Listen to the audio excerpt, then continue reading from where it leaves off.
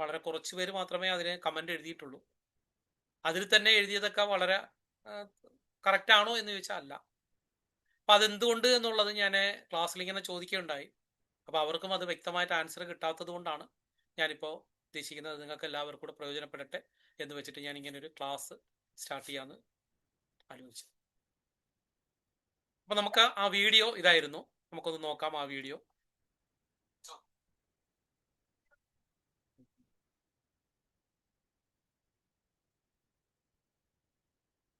ഒരു നിമിഷം.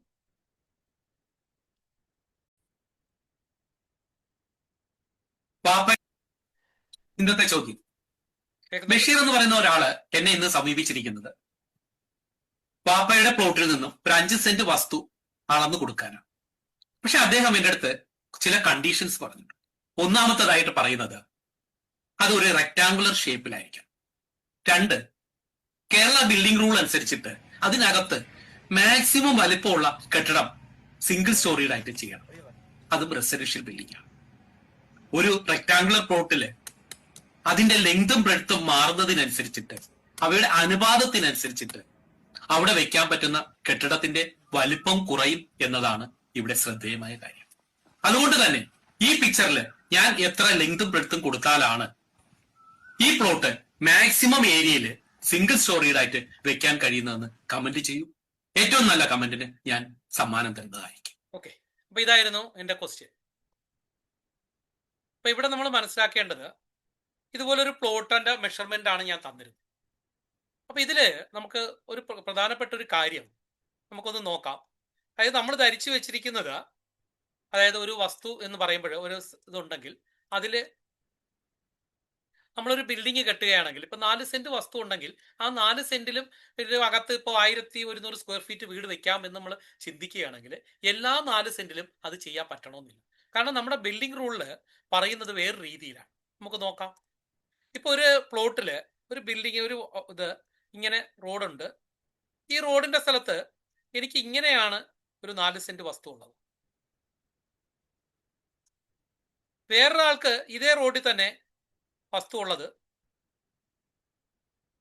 ഇങ്ങനെയോ ആണെങ്കിൽ നമ്മൾ ഫ്രണ്ട് യാർഡ് വിടുന്ന സമയത്ത് ഇവിടെ ഒരു 3 മീറ്ററും ബാക്കിൽ ഒരു 1.5 മീറ്ററും, അപ്പൊ 4.5 മീറ്റർ ഇത്രയും ലെങ്തിൽ തന്നെ കട്ടാകും. അപ്പൊ ഇത് ഒരു 20 മീറ്റർ ഉണ്ടെങ്കിൽ 20 × 4 എന്ന് പറയുന്നതായിരിക്കും 4.5 ആയിരിക്കും. നമുക്ക് 4.5 എന്ന് പറഞ്ഞാൽ മനസ്സിലായോ? ഒരു 3 മീറ്റർ നമുക്ക് ഇവിടെ ഫ്രണ്ടിലും വിടണം, ബാക്കിൽ 1.5 മീറ്റർ വിടണം. അങ്ങനെ 4.5 മീറ്റർ നമുക്ക് ഇവിടെ നിന്ന് പോകും. 4.5 മീറ്റർ, അതായത് ബാക്കിൽ 1.5 മീറ്റർ ഇത്രയും നീളത്തിൽ പോകും. അത് ഞാൻ ഒരുമിച്ചെടുത്തു. അല്ലെങ്കിൽ ഞാനൊരു കാര്യം ചെയ്യാം, നിങ്ങൾക്ക് മനസ്സിലാകാൻ വേണ്ടി ആദ്യം 3 1.5 തന്നെ വിട്ടിട്ട് കാണിക്കാം. അതിനുശേഷം നമുക്ക് അതിലോട്ട് പോകാം. അപ്പൊ ഇവിടെ ഞാൻ 3 മീറ്റർ വിടണം. ഓക്കെയാണ്. അടുത്ത് ബാക്കിലും 1.5 മീറ്റർ വിടണം. അതിനുശേഷം ഞാൻ 1 മീറ്റർ വിധം വിടേണ്ടത് ഇത്ര ഏരിയ മാത്രമേ കട്ടാകൂ. അപ്പോൾ ഫ്രണ്ടിലത്തുള്ള അത്രയും നീളത്തിൽ കട്ടാകും. ഇതിപ്പോ ഒരു 20 മീറ്റർ ഉണ്ടെങ്കിൽ ഇത് 20ഉം ഇത് 10ഉം ആണെന്ന് വെച്ചോളൂ. അങ്ങനെയാണെങ്കിൽ 20 × 3 + 20 × 1.5, അതിന് കറക്റ്റായിട്ട് നമുക്ക് എടുത്താൽ 20 × 4.5 എന്ന് പറയുന്ന ക്വാണ്ടിറ്റി നമുക്ക് എന്ത് ചെയ്യും, ഇവിടുന്ന് പോകും. അതേപോലെ തന്നെ ഇപ്പുറത്തോട്ട് നോക്കിക്കഴിഞ്ഞാൽ ഇവിടെ വന്നിട്ട് 10 അതായത് ഇനി ഇതിന് 4.5 10 കുറയ്ക്കണം. 10 4.5 കുറയ്ക്കുമ്പോഴത്തേക്ക് നമുക്ക് കിട്ടുന്നത് 5.5. അപ്പോഴ് ഇവിടെ 20 × 4.5, അടുത്തത് 5.5 ×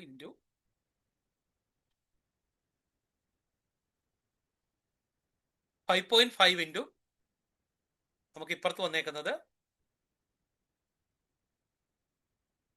2 മീറ്റർ, 1 മീറ്റർ ഇപ്പുറത്തും 1 മീറ്റർ ഇപ്പുറത്തും, അപ്പൊ 2 ആണ്. ഇത്രയും ഏരിയയാണ് ഇവിടെ വേസ്റ്റ് ആണ്. ഇനി നമ്മൾ തിരിച്ചെടുക്കുകയാണ്. ഇത് 10ഉം ഇത് 20ഉം ആണെന്ന് വെച്ചോളൂ. അങ്ങനെ വരുമ്പോൾ നമുക്ക് എത്ര ഏരിയ പോകുന്നു നോക്കാം. ഇവിടെ ഞാൻ നേരത്തെ പറഞ്ഞു നമുക്ക് എളുപ്പത്തിന് എടുക്കാം. 4.5 × 10, അപ്പൊ 10 × 4.5, 10 × 4.5 ആണ്. ഒരാൾ ഗുണിച്ചിട്ട് പറയൂ, ഇവിടെ എത്ര വരും? 45 വരും.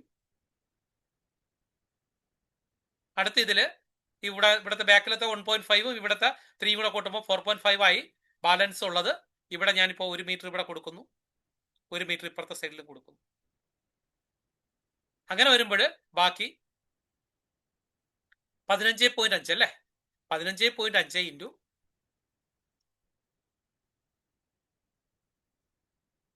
15.5 ഇൻറ്റു 2 ആണ്. അപ്പൊ ഇത് തന്നെ നമുക്ക് എടുക്കാം. 24 ഏതാണ്ട് 80 m² ഇവിടെ വരുന്നുണ്ട്. ഇവിടെയാണെങ്കിൽ 45, ഇതിന്റെ 15 കൂടെ കൂട്ടുമ്പോഴത്തേക്ക് ഏതാണ്ട് 31 m² വരും അല്ലെ? 31 m². ടോട്ടൽ വരുമ്പോഴത്തേക്ക് നമുക്ക് 76 m² ആണ് ഇവിടെ വരുന്നത്. പക്ഷെ ഇവിടെ നിങ്ങൾ നോക്കിക്കഴിഞ്ഞാൽ 24 8 80 പിന്നെ ഇത് 10 കൂടെ വരുമ്പോഴത്തേക്ക് ഏതാണ്ട് 90 m² ഇവിടെ കുറയുന്നു. പക്ഷെ ഇവിടെ എന്ന് പറയുന്നത് നമുക്ക് 71 m² കുറയുന്നു. അതായത് അത്രയും ഏരിയയും കൂടെ നമ്മുടെ പ്ലോട്ടിനകത്തേക്ക് നമുക്ക് വീട് വെക്കാനായിട്ട് പറ്റും. ഇപ്പോൾ ഒരു സ്ഥലത്ത് ഒരു സെന്റിനൊക്കെ 10 ലക്ഷം രൂപയൊക്കെയാണ് വിലയെങ്കിൽ നമുക്ക് ഈ പറയുന്ന ഈ ഒരു ചെറിയ എക്സാമ്പിൾ എടുത്തപ്പോൾ തന്നെ നമുക്ക് ഇത്രയും ഏരിയയുടെ കുറവുണ്ട്. അപ്പൊ ഇത് നമ്മൾ മനസ്സിലാക്കേണ്ടത് ഒരു പ്ലോട്ടിന്റെ എല്ലും ബിയും തമ്മിലുള്ള അനുപാതമാണ് ആ പ്ലോട്ടിനകത്ത് വെക്കാൻ പറ്റുന്ന മാക്സിമം വലിപ്പമുള്ള കെട്ടിടത്തിന്റെ ഏരിയയെ നിശ്ചയിക്കും. ഒന്നുകൂടി റിപ്പീറ്റ് ചെയ്യാം. ഒരു പ്ലോട്ടിന്റെ എല്ലും ബിയും തമ്മിലുള്ള റേഷ്യോ, ആ റേഷ്യോ ആണ് ആ പ്ലോട്ടില് എത്ര വലിപ്പമുള്ള കെട്ടിടം ചെയ്യാം എന്ന് തീരുമാനിക്കുന്നത്. ഓക്കെ ആണോ? ഒരാൾക്ക് പറയാമോ ഞാനിപ്പോ പറഞ്ഞെന്താണ്?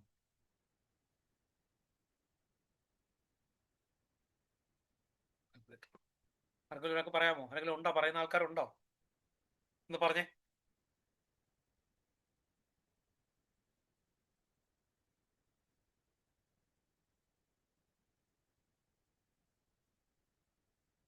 അപ്പൊ ഇത് വന്നിട്ട് 90 വരും. ഒരാൾക്ക് പറയാമോ എന്താണ് ഞാൻ പറഞ്ഞതെന്ന്?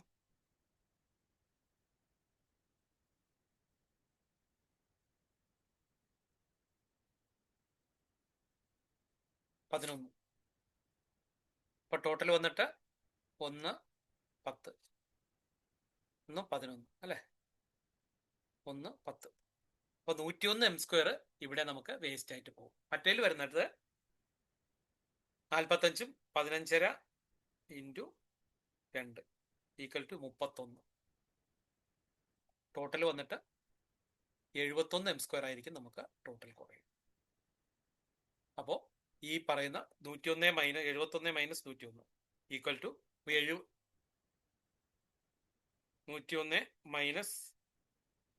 71 ഈക്വൽ ടു 30 m² നമുക്ക് കുറയും. എന്ന് വെച്ചാൽ ഏതാണ്ട് ഒരു 300 സ്ക്വയർ ഫീറ്റ്, അങ്ങനെ ആ ഒരു രീതിയിലേക്കൊക്കെ എടുത്തു കഴിഞ്ഞാൽ അത്രയും സ്ക്വയർ ഫീറ്റ് നമ്മുടെ ഈ റേഷ്യോ മാറുന്നതിനനുസരിച്ച്, പ്ലോട്ടിന്റെ ഷേപ്പ് മാറുന്നതിനനുസരിച്ച് കുറയും എന്നുള്ളതാണ് നമ്മൾ മനസ്സിലാക്കുന്നത്.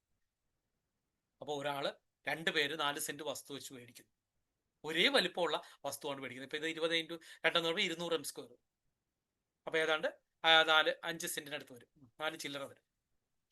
അപ്പൊ 5 സെന്റ് ആണെന്ന് വെച്ചോളൂ. ആ 5 സെന്റ് വാങ്ങിക്കഴിഞ്ഞാൽ അതിനകത്ത് ചെയ്യാൻ പറ്റുന്ന കെട്ടിടത്തിന്റെ വലിപ്പം പലതായിരിക്കും.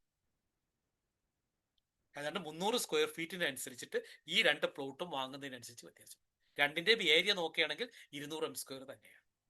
അപ്പൊ 200 ഇൻറ്റു 40.47 എടുക്കുമ്പോൾ നമുക്ക് കിട്ടുന്ന ആ ഏരിയ നോക്കിക്കഴിഞ്ഞാൽ നമുക്ക് സെയിം ആയിരിക്കുമെങ്കിലും, അപ്പൊ 200 ഭാഗം 40.47 ഈക്വൽ ടു 4.94. ശരിക്കും പറഞ്ഞാൽ 5 സെന്റ്. ഈ 5 സെന്റ് വസ്തുവിന് വാങ്ങുന്നു. ഈ 5 സെന്റ് വസ്തുവിന് അടുത്ത് വാങ്ങുന്ന ഒരാൾക്ക് ഇയാൾക്ക് ഈ പറയുന്ന m², 300 m² ഇയാൾക്ക് കൂടുതൽ ചെയ്യാൻ പറ്റും എന്നുള്ളത് മനസ്സിലാവും. ഓക്കെ. അപ്പോ ഇതിൽ നിങ്ങൾക്ക് മനസ്സിലായ കാര്യം എന്ന് പറയുന്നത്, ഞാൻ ഉദ്ദേശിക്കുന്ന ഇതാണ്, എല്ലും ബിയും തമ്മിലുള്ള അനുപാതമാണ് ആ പ്ലോട്ടിനകത്ത് ചെയ്യാൻ പറ്റുന്ന കെട്ടിടത്തിന്റെ ഏരിയയെ നിശ്ചയിക്കുന്നത്. എല്ലും ബിയും തമ്മിലുള്ള റേഷ്യോ മാറുന്നതിനനുസരിച്ചിട്ട് ഇതിനകത്ത് ചെയ്യാൻ പറ്റുന്ന കെട്ടിടത്തിന്റെ വലിപ്പം കൂടുകയും കുറയുകയും ചെയ്യും. ഇപ്പൊ ഇവിടെ 5 സെന്റ് വസ്തുവില് ഒരു വസ്തുവിൽ നമ്മൾ ചെയ്തതിനേക്കാൾ ഈ വസ്തുവിൽ ചെയ്തതിനേക്കാൾ 300 സ്ക്വയർ ഫീറ്റ് കൂടുതലാണ് ഈ ഫോം. ഓക്കെ ആണോ? ഒരാൾക്ക് പറയാമോ? ഞാൻ പറഞ്ഞ കാര്യം ചുരുക്കി പറഞ്ഞാലും മതി. അത് ഞാൻ ഒന്നുകൂടെ സാർ, പറയണം. അതായത് ഒരു പ്ലോട്ടിന്റെ ലെങ്തിന്റെയും ബ്രെത്തിന്റെയും റേഷ്യോ മാറുന്നതിനനുസരിച്ച് അതിനകത്ത് വരുന്ന പെർമിസിബിൾ ലൈനിന്റെ വലിപ്പം കൂടുകയും കുറയുകയും ചെയ്യും. Yes, very good. Correct technical word permissible. Okay, ഞാൻ ഒരിക്കൽ കൂടി പറയണോ? നിങ്ങൾ പുതിയ ആൾക്കാരുണ്ടെങ്കിൽ, ഇത് 2 ടൈപ്പ് ആൾക്കാർ ഇരിപ്പുണ്ട്. പുതിയ ആൾക്കാരുണ്ടെങ്കിൽ ഞാൻ ഒന്നുകൂടെ പറയാം. നിങ്ങൾക്ക് ഇത് മനസ്സിലായോ എന്ന് എനിക്കറിയില്ല. മനസ്സിലായിട്ടില്ലെങ്കിൽ ഞാൻ ഒന്നുകൂടെ പറയാം.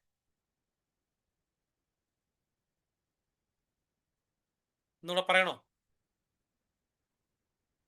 അപ്പൊ ഇതുകൊണ്ടുള്ള പ്രയോജനം എന്താണ്? നമ്മുടെ അടുത്ത് വരുന്ന ഒരാളെ സംബന്ധിച്ചോളം നമുക്ക് ഈ പറയുന്ന ഒരാൾ പറയണം 5 സെന്റ് വസ്തു നീ അളന്നെടുത്തോളൂ എന്ന് പറഞ്ഞാൽ ഇപ്പൊ തരുന്ന ഈ പറയുന്ന മെഷർമെന്റിന് അനുസരിച്ചിട്ട് മാറും എന്നുള്ളത് നിങ്ങൾ അറിഞ്ഞിരിക്കണം.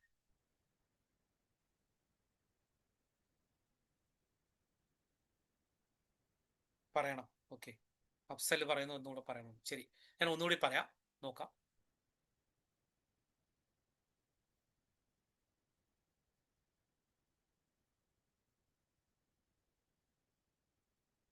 ഒന്നുകൂടി പറയാൻ നോക്കാം. എനിക്ക് 2 പ്ലോട്ട് ഉണ്ട്. 2 ഏതാണ്ട് 5 സെന്റിനടുത്താണ് ഞാൻ വാങ്ങുന്നത്. അതായത് 200 m² ആണ് എനിക്ക് അളന്നെടുക്കേണ്ടത്. അപ്പോൾ ഇതായിരുന്നു എൻ്റെ റോഡ്. ഞാൻ എന്ത് ചെയ്തു? ഫസ്റ്റിലെ ഞാൻ ചെയ്തത് 20 മീറ്റർ നീളവും 10 മീറ്റർ വീതിയുമുള്ള ഒരു പ്ലോട്ടാണ് ഞാൻ ഇങ്ങനെ അളന്നത്. ഇത് 20, ഇത് 10, ഇങ്ങനെ ഒരു പ്ലോട്ടാണ് ഞാൻ അളന്നത്. അപ്പോൾ റോഡ് സൈഡിൽ 20 മീറ്റർ ഉണ്ട്, തിരിച്ച് 10 മീറ്റർ. ഇനി ഇതേ സ്ഥാനത്ത് ഞാൻ വേറൊരാൾ അളന്നെടുത്തത് ഇങ്ങനെയായിരുന്നു. ഇത് 10 മീറ്ററും ഇത് 20 മീറ്ററും. ഓക്കെ, അപ്പൊ ഇനി ഞാൻ നോക്കിയത് ഫ്രണ്ട് യാർഡ് ഞാൻ മാറ്റാൻ പോവുകയാണ്. അപ്പോൾ ഫ്രണ്ട് യാർഡ് മാറ്റുന്നത് നിങ്ങൾക്കറിയാം. ഫ്രണ്ടിൽ 3 മീറ്റർ ഇങ്ങനെ ഡോട്ടർ ലൈൻ വരും, തിരിച്ച് ഇവിടെയും 1.5 മീറ്ററും വരും. അപ്പൊ എനിക്ക് ചെയ്യാൻ പറ്റുന്ന ബിൽഡിങ്ങിന്റെ വലിപ്പം എന്ന് പറയുന്നത് ഇതായിരിക്കും. എന്ന് വെച്ചാൽ എൻ്റെ 10-ൽ നിന്നും ഞാൻ, അതായത് ഇത്രയും ഏരിയയാണ് ഇവിടെ എനിക്ക് കുറയുന്നത്. ഇവിടെ ഈ പറയുന്ന 20 ഇൻറ്റു 3 മീറ്റർ കുറയും.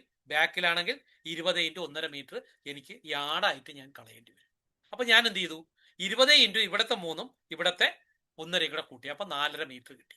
അപ്പോൾ 20 ഇൻറ്റു 4.5 എനിക്ക് ടോട്ടൽ ഞാൻ കളയേണ്ട വസ്തു. അപ്പൊ ഞാൻ എന്ത് ചെയ്തു? ഇവിടെ 4.5 ആക്കി എടുത്തു. അത് ഗുണിക്കുന്നതിന്റെ സൗകര്യാർത്ഥമാണ് ഞാൻ എടുത്തത്, അല്ലാതെ വേറെ ഒന്നും ഇല്ല അതില്.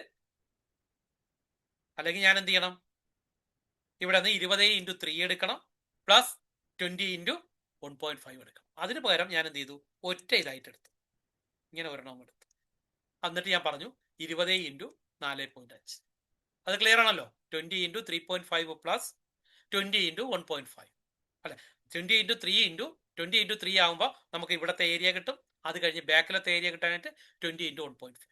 അപ്പോൾ നമുക്ക് കിട്ടുന്ന ഏരിയ എന്ന് പറയുന്നതും 20 ഇൻറ്റു 4.5 എന്ന് പറയുന്നതും ഒന്നായിരിക്കും. അപ്പൊ ഞാൻ അതെടുത്തു. അപ്പോൾ 20 into 4.5.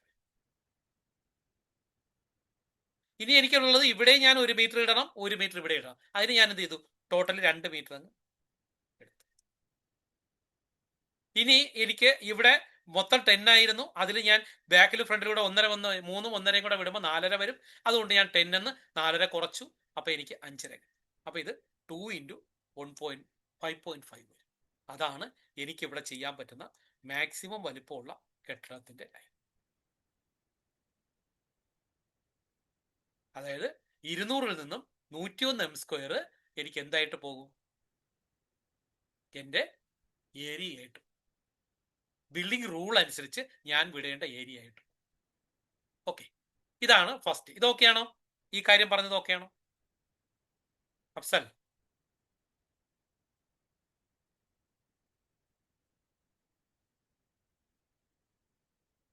Yes, okay, very good. അപ്പോൾ ഒന്നുകൂടെ പറയാം. നമ്മൾ എന്ത് ചെയ്തു? ഇയാൾ പ്ലോട്ട് അളന്നിരിക്കുന്നത് 20 ഇൻറ്റു 10 ആണ്. അതിൽ ഞാൻ ഫ്രണ്ട് യാർഡായിട്ട് 3 വിടണം, ബാക്ക് 1.5 വിടണം. അതിന് പകരം ഞാൻ മൊത്തം ഏരിയ ലോസ് വരുന്നത് എനിക്ക് 20 ഇൻറ്റു 4.5. അപ്പോൾ എനിക്കിത് കിട്ടി.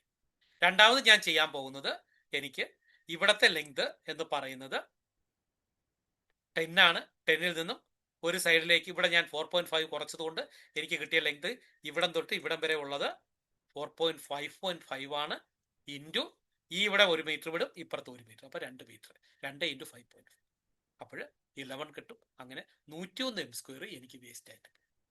ഇത് ബിൽഡിംഗ് റൂൾ അനുസരിച്ച് ഞാൻ ചെയ്തേ പറ്റൂ. ഓക്കെ, ഇനി രണ്ടാമത് ഞാൻ ഈ പ്ലോട്ട് എടുക്കുന്നു. ഈ പ്ലോട്ട് എടുക്കുമ്പോൾ ഞാൻ ബാക്കിൽ 1.5 വിടണം, ഫ്രണ്ടിൽ 3 വിടണം.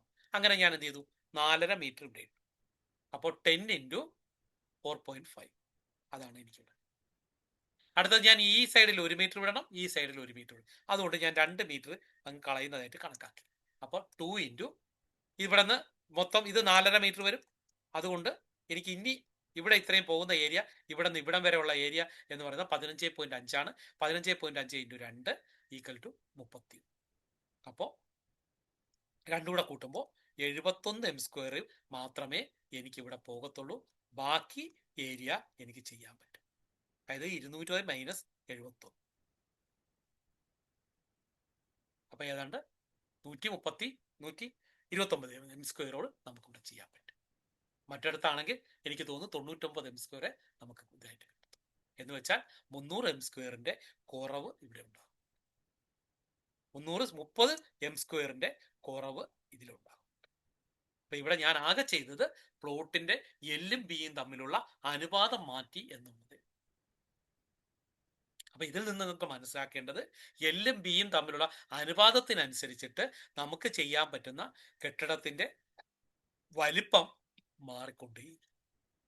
അപ്പൊ ഇത് ഗ്രൗണ്ട് ഫ്ലോറിൽ മാത്രമല്ല, ഫസ്റ്റ് ഫ്ലോറിലും വരും. ഒരു 3 നിലയൊക്കെ നമുക്ക് കെട്ടണമെങ്കിൽ 900 സ്ക്വയർ ഫീറ്റ് 900 സ്ക്വയർ ഫീറ്റ് ആണ് നമുക്ക് ഇവിടെ ചെയ്യാൻ പറ്റാതെ വരുന്നത്.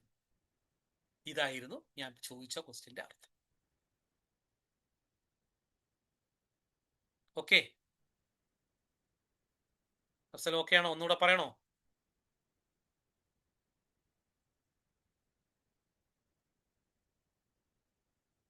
ഒന്നുകൂടി പറയണോ? വേറെ ആർക്കെങ്കിലും പറയണമെന്നുണ്ടോ? എങ്കിൽ ഞാൻ ഒന്നുകൂടെ പറയാം.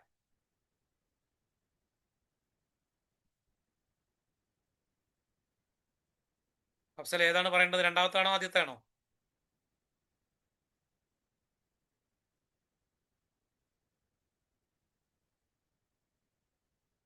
സെക്കൻഡ്. ഓക്കെ, സെക്കൻഡ് നോക്ക്.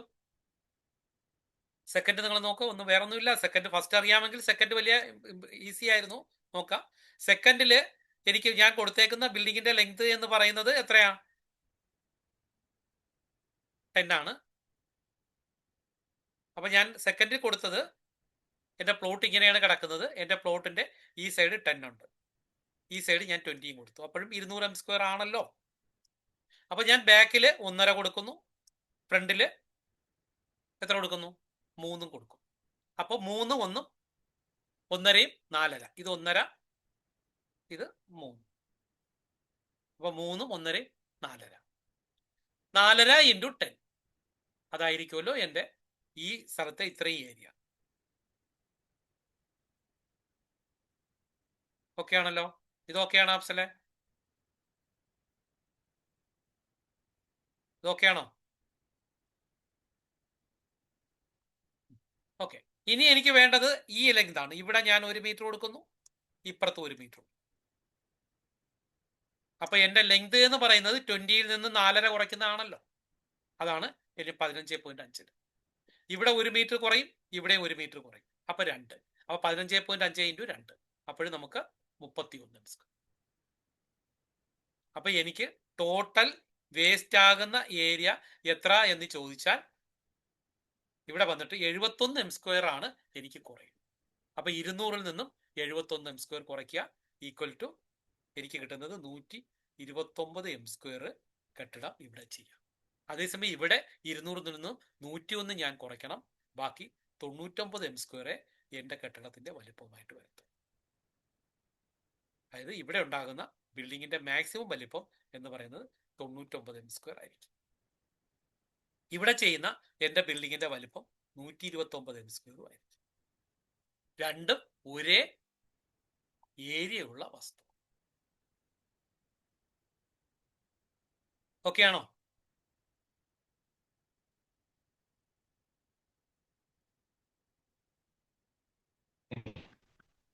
ഓക്കെയാണ്.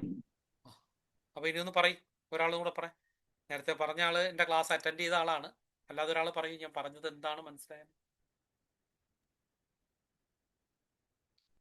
എന്താണ് മനസ്സിലായതെന്ന് മാത്രം പറഞ്ഞാൽ അതായത് അതിന്റെ ഒരു കാൽക്കുലേഷൻ പറയും.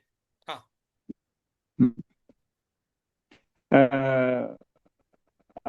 അതായത് പിന്നെ നമുക്ക് നീളം കൂടിയതായിട്ട് എടുക്കുമ്പോൾ നമുക്ക് റോഡിൽ നിന്നുള്ള അകലം 3 മീറ്ററും അതുപോലെ അതേ വീതി തന്നെ ബാക്കിലെ 1.5 മീറ്ററും പോകും. അപ്പോൾ നമുക്ക് അതിനും കൂടി കുറച്ചുകൂടെ ബെറ്റർ ആണ്. നീളം വീതി കുറച്ച് കുറഞ്ഞാലും നീളം കൂടിയതായിട്ട് എടുക്കുമ്പോൾ നമുക്ക് റോഡിൽ നിന്നുള്ള അകലം 3 മീറ്റർ പോയപ്പോൾ നമുക്ക് ആ പ്രൊപ്പോർഷൻ ഉള്ള വിഡ്ത്ത് കുറഞ്ഞു കിട്ടും. അതായത് അത്രയും സ്പേസ് അവിടെ കുറഞ്ഞു കിട്ടും. അതാണ് ഇപ്പോൾ ഇതിനകത്ത് മനസ്സിലാക്കേണ്ടത്. ലാസ്റ്റ് ഒരാൾ മെസ്സേജ് ഇട്ടേക്കിന്റെ അർത്ഥം എന്താണ്, ലാസ്റ്റ് ക്ലാസിന്റെ എന്താണെന്ന് പറഞ്ഞു, എന്താണെന്ന് അർത്ഥം മനസ്സിലായ ഒരാൾ മെസ്സേജ് ഇട്ടുണ്ടോന്ന് നോക്കിയിട്ട് പറയും. ആന്റണി, ലാസ്റ്റ് ക്ലാസിന്റെ എല്ലാം ലാസ്റ്റ് ക്ലാസ്സിന്റെ എല്ലാം ഒന്നുകൂടെ ടോട്ടലായിട്ട് പറയണമെന്നാണ്. എന്തിനാണ്? എനിക്ക് മനസ്സിലായില്ല. ലാസ്റ്റ് ക്ലാസ്സിലുള്ള ടോപ്പിക് എല്ലാം ഒന്നുകൂടെ പറയാനായിരിക്കും. അല്ല സർ, എനിക്ക് തോന്നുന്നു ക്ലാസ് കഴിയുമ്പോൾ ഇന്ന് ഡിസ്കസ് ചെയ്ത് ഒന്നും കൂടെ റിവൈസ് ചെയ്യണം എന്നാ ഉദ്ദേശിച്ചെന്ന് തോന്നുന്നു. ക്ലാസ്സിന്റെ ലാസ്റ്റിൽ ഈ ക്ലാസ്സിൽ പറഞ്ഞതെല്ലാം ഒന്നുകൂടെ റിവൈസ് ചെയ്യണം എന്നാണ് ഉദ്ദേശിച്ചെന്ന് തോന്നുന്നു. ശരി ശരി, ഓക്കെ, ആയിക്കോട്ടെ. ഓക്കെ, അപ്പൊ ഇത് ഓക്കെ ആണല്ലോ. അപ്പൊ ഒന്ന് രണ്ട് ആൾക്കാർ പറയൂ എന്താണ് ഇത്, നിങ്ങൾക്ക് ഇതൊരു വലിയ ഇതായിട്ട് നിങ്ങൾ ഉദ്ദേശിക്കണം. കാരണം ഒരു റിയൽ എസ്റ്റേറ്റോ അല്ലെങ്കിൽ ഇതൊക്കെ എന്ന് പറയുന്നത് നിങ്ങൾക്ക് അറിയാലോ, ഒരു വസ്തുവിനൊക്കെ 10-15 ലക്ഷം രൂപയൊക്കെ വിലയുള്ള സ്ഥലത്താണ് നമ്മൾ ഇതൊക്കെ ചെയ്യാൻ പോകുന്നത്. നമ്മുടെ സർക്കാർ പറയുന്നത് പറഞ്ഞാൽ 62% ചെയ്യാമെന്നാണ്, 62% ചെയ്യാനാണ് പറയുന്നത്. പക്ഷെ ഇവിടെ എത്ര വരുന്നുണ്ട്? 50% പോലും ഈ ആൾക്ക് ഉപയോഗിക്കാൻ പറ്റുന്നില്ല എന്നുള്ളതാണ് നിങ്ങൾ അറിഞ്ഞിരിക്കുന്നത്. അതാണ് ഞാൻ പറഞ്ഞത്, എല്ലും ബിയും തമ്മിലുള്ള അനുപാതമാണ് നമുക്ക് ആ പ്ലോട്ടിൽ ചെയ്യാൻ പറ്റുന്ന കെട്ടിടത്തിന്റെ വലിപ്പത്തെ നിശ്ചയിക്കും. അതുകൊണ്ട് തന്നെ ഇതിനെക്കുറിച്ച് നിങ്ങൾ നന്നായിട്ട് പഠിച്ചിരുന്നാൽ നിങ്ങൾക്ക് ഒരു പ്ലോട്ട്, ഇപ്പോൾ റിയൽ എസ്റ്റേറ്റിലൊക്കെ ചെയ്യുന്ന ആൾക്കാർക്ക് ഒരു പ്ലോട്ട് കറക്റ്റായിട്ട് അളന്നു കൊടുക്കാം. ഇല്ലെങ്കിൽ ഇപ്പോൾ ഒരു വലിയ വസ്തു ഉണ്ട്, അവിടെ നിന്ന് നിങ്ങൾ ഒരു 5 സെന്റ് വസ്തു അളന്നെടുത്തോളൂ എന്ന് പറയുന്ന സമയത്ത് നിങ്ങളുടെ അടുത്ത് വരുന്ന ക്ലയന്റിന് നിങ്ങൾക്ക് ഏറ്റവും മാക്സിമം വലിപ്പം കിട്ടുന്ന അളവ് ഏതെന്ന് പറഞ്ഞ് കണ്ടുപിടിക്കാൻ കഴിയണം. ഇപ്പൊ ഇത് തന്നെ നിങ്ങൾ ഇതിങ്ങനെ വീതി കുറഞ്ഞതിന് കിട്ടുമെന്നൊന്നുമില്ല, ഇത് അങ്ങോട്ട് പോകും തോറും ഇത് പിന്നീട് റെഡ്യൂസ് ചെയ്ത് വരും. അതായത് ഒരു ഗ്രാഫ് കണക്കാണ് പോകുന്നതെന്ന് മാത്സിൽ പറഞ്ഞിരിക്കണം. ഇങ്ങനെ ഏരിയ കയറി പോയിട്ട് പിന്നീട് എന്ത് ചെയ്യും, ഈ ഏരിയ കുറഞ്ഞു വരും. അപ്പൊ നിങ്ങൾ ഇതൊന്ന് മനസ്സിലാക്കി ചിന്തിച്ച് കളയരുത്. ഈ പറയുന്ന പ്ലോട്ടിനേക്കാൾ എല്ലായ്പ്പോഴും ഇതിന് കിട്ടണമെന്നില്ല. ഇതിന്റെ വീതി 10, 20, 10 എന്നുള്ളത് പിന്നീട് മാറുമ്പോൾ ഈ ഏരിയ കുറയുകയും ചെയ്യും. അതുകൂടെ നിങ്ങൾ അറിഞ്ഞിരിക്കാം. അപ്പൊ ഇതെങ്ങനെ കണ്ടുപിടിക്കും, അല്ലെങ്കിൽ ഇതിനെന്തെങ്കിലും ഫോർമുല ഉണ്ടോ? ക്ലിയർ ആയോ? ഞാനിപ്പോ പറഞ്ഞത് മനസ്സിലായോ? അതായത് നമ്മളിപ്പോ വിചാരിക്കുന്നത് ഈ പറയുന്ന 10 ഇവിടെയും കൊടുത്തു, 20 ഇവിടെയും കൊടുക്കുമ്പോൾ നമുക്ക് കിട്ടുമെന്നാണ്. എന്നാൽ അങ്ങനെയല്ല. ഈ 10ന്റെ സ്ഥാനത്ത് നിങ്ങൾ ഒരു 5ഓ 10ഓ ഇവിടെ ഒരു 5 കൊടുത്താൽ മതി, അല്ലെങ്കിൽ 8 ഒക്കെ കൊടുത്തു കഴിഞ്ഞാൽ ഇത് പിന്നീട് കുറഞ്ഞു വരും. ഈ ഏരിയ കുറഞ്ഞു വന്ന് പഴയ 99 തന്നെ വന്ന് നിൽക്കുകയും ചെയ്യും. ക്ലിയർ ആയോ? ഞാനിപ്പോ പറഞ്ഞത് മനസ്സിലായോ? അല്ലാതെ എപ്പോഴും റെക്ടാങ്കുലർ ആയിട്ടുള്ള ഒരു ഇങ്ങനെ നല്ല നീളം ഇങ്ങനെയുള്ള ഒരു പ്ലോട്ട് എടുത്തെന്നും പറഞ്ഞിട്ട് അതിൽ ചെയ്യാൻ പറ്റണമെന്നില്ല. ഇത് നേരെ തിരിയും. അതാണ് കണക്കിന്റെ കുഴപ്പം. അതായത് ഇതൊരു ഗ്രാഫായിട്ടാണ് ഇങ്ങനെ പോകുന്നത്. ഇങ്ങനെ പോയി ഒരു ലെവലിൽ എത്തിയിട്ട് പിന്നീട് ഇത് എന്ത് ചെയ്യും, ഇങ്ങനെ താഴെ വന്നു പഴയ 99 വന്നിരിക്കും.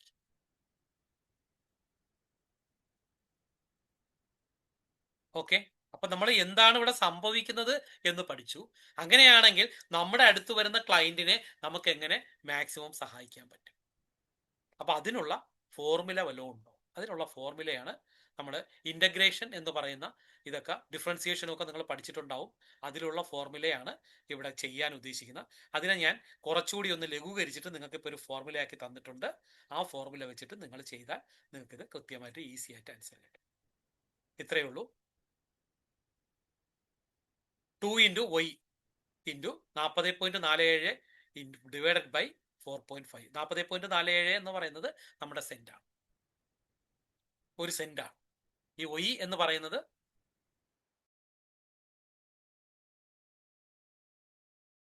നിങ്ങൾ എത്ര സെന്റ് എന്നുള്ളത് മാത്രം കൊടുത്താൽ മതി. അങ്ങനെയാണെങ്കിൽ നിങ്ങൾക്ക് പ്ലോട്ടിന്റെ ബ്രെഡ്ത്ത് കിട്ടും. ആ ബ്രെഡ്ത്തിൽ നിന്നും നിങ്ങൾക്ക് എന്ത് ചെയ്യാം, ഡിവൈഡഡ് ബൈ ടോട്ടൽ ഏരിയ എടുക്കുമ്പോൾ നമുക്ക് ഇത് കിട്ടും. ഓക്കെ, നമുക്ക് സെന്റ് ആണെങ്കിൽ സെന്റ്, അതല്ലെങ്കിൽ നിങ്ങൾ എന്ത് ചെയ്താൽ മതി, ഇവിടെ ഈ y into 2 into y into 40.47 എന്നുള്ളടത്ത് നിങ്ങൾ 200 m² എന്ന് അടിച്ചു കൊടുത്തു കഴിഞ്ഞാൽ അതിനെ 4.5 കൊണ്ട് ഡിവൈഡ് ചെയ്തിട്ട് റൂട്ട് എടുക്കുമ്പോൾ നമ്മുടെ പ്ലോട്ടിന്റെ ബ്രെഡ്ത്ത് കിട്ടും. ആ ടോട്ടൽ ഇതിനെ നിങ്ങൾ ഇതുകൊണ്ട് ഭാഗിക്കുമ്പോൾ നിങ്ങൾക്ക് ഇതിന്റെ വിഡ്ത്തും കിട്ടും. ഓക്കെ, ഇത് വിഡ്ത്ത് കിട്ടുന്നുണ്ട്, അതിൽ നിന്ന് ലെങ്ത് കിട്ടും. ഓക്കെ ആണോ? ചെയ്തു നോക്കാം നമുക്കൊന്ന്. അപ്പൊ നമുക്ക് ഇവിടെ എത്രയായിരുന്നു ക്വസ്റ്റ്യൻ? 5 സെന്റ് ആയിരുന്നു അല്ലെ? അപ്പൊ കാൽക്കുലേറ്റർ ഒക്കെ ഉള്ളവരെന്ന് എടുത്തോളൂ. അപ്പൊ റൂട്ട് ഓഫ് 2 ഇൻറ്റു 5 സെന്റ് എന്നല്ലേ പറഞ്ഞ, ഒയുടെ വില 5 ഇൻറ്റു 40.47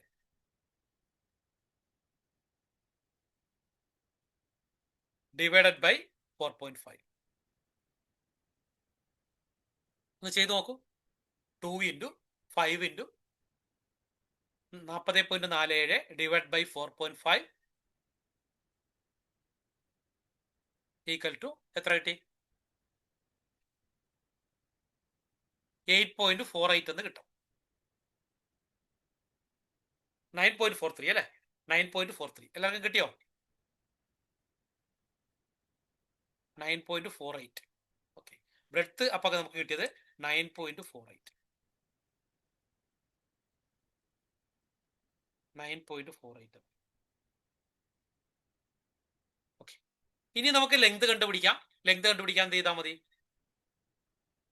ഇതിനെ നമുക്ക് ഏരിയ കൊണ്ട് ഡിവൈഡ് ചെയ്യാം. 5 ഇൻറ്റു 40.47 ഡിവൈഡഡ് ബൈ 9.48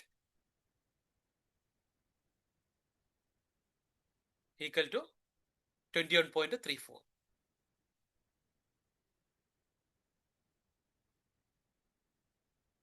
ഇത് തിരിഞ്ഞാണല്ലേ, ലെങ്ത് അല്ല, മറ്റേത് ബ്രെഡ്ത്ത് ആണ് എടുത്തത്. ബ്രെഡ്ത്ത് അല്ല, ഇത് ലെങ്ത് ആണ് അല്ലെ, ലെങ്ത് ആണ്. ഓക്കെ, അപ്പൊ ഇത് 9.48 ലെങ്ത് ആണ്.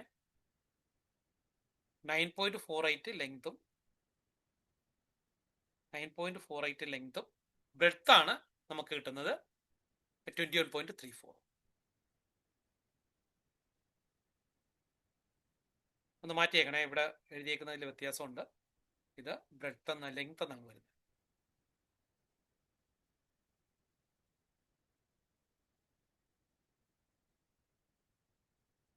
ഓക്കെ, ക്ലിയർ ആണോ? ഞാൻ ഒന്നുകൂടി പറയാം, ഒന്നുകൂടെ ചെയ്യട്ടാ, ഒന്നുകൂടെ നോക്കാം. നമുക്ക് ഫോർമുല എന്ന് പറയുന്നത് ഇതാണ്. 2 ഇൻറ്റു പ്ലോട്ടിന്റെ length equal to 2 into y into 40.47 divide by 4.5 അതിന്റെ റൂട്ട് എടുക്കുക. ഇത് നമ്മൾ +2 പഠിക്കുകയും അല്ലെങ്കിൽ ബിടെക്കിനും ഡിപ്ലോമയ്ക്കും ഒക്കെ ഫസ്റ്റ് ഇയറിൽ പഠിക്കുന്ന ഇന്റഗ്രേഷനും ഡിഫറൻസിയേഷനുമാണ്. അതാണ് ഞാനിപ്പോൾ ഇവിടെ ഉപയോഗിച്ച് ഫോർമുലയായിട്ട് സെറ്റ് ചെയ്തേക്കുന്നത്. അതായത് 2 ഇൻറ്റു y എന്ന് പറയുന്നത് എത്രയാണ്, 5 cent into 40.47 divided by 4.5 equal to നമുക്ക് കിട്ടുന്നത് 9.48. അപ്പൊ നമുക്ക് 9.48 ആണ് എന്റെ പ്ലോട്ടിന്റെ ലെങ്ത് ആയിട്ട് വരുന്നത്. ബ്രെഡ്ത്ത് ആയിട്ട് വരുന്നത് 21.34. അപ്പൊ ഇനി നിങ്ങൾക്ക് 9.48 എന്ന് 2 മീറ്റർ കുറയ്ക്കാം. 2 മീറ്റർ കുറയ്ക്കുമ്പോഴത്തേക്ക് എനിക്ക് കിട്ടുന്നത് 7.48. അടുത്ത് ഇതിന്ന് 4.5 കുറയ്ക്കാം. 21.34 മൈനസ് 4.5 ഈക്വൽ ടു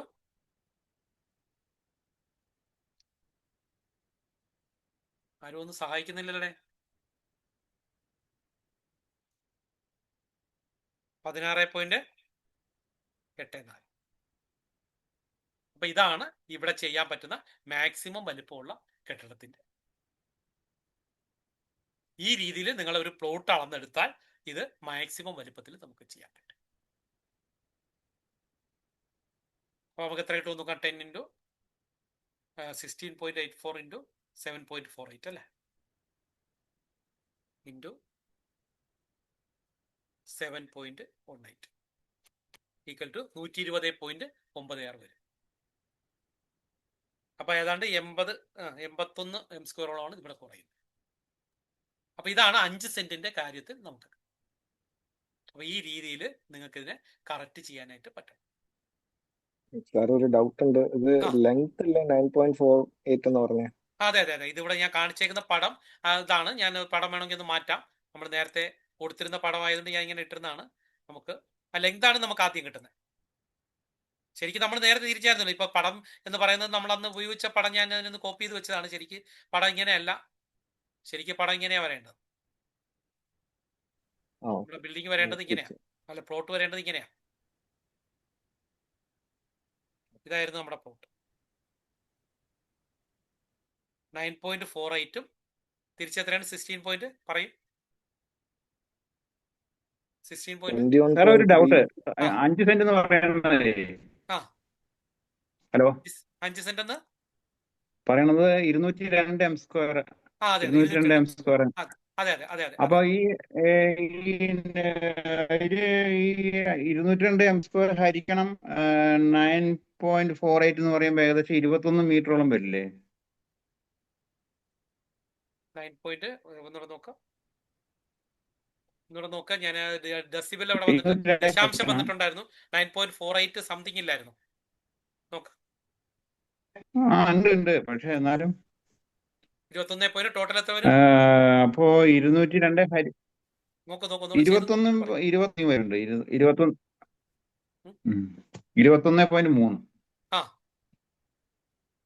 ഇപ്പൊ എത്ര വന്നിട്ടുണ്ട്? 21.3.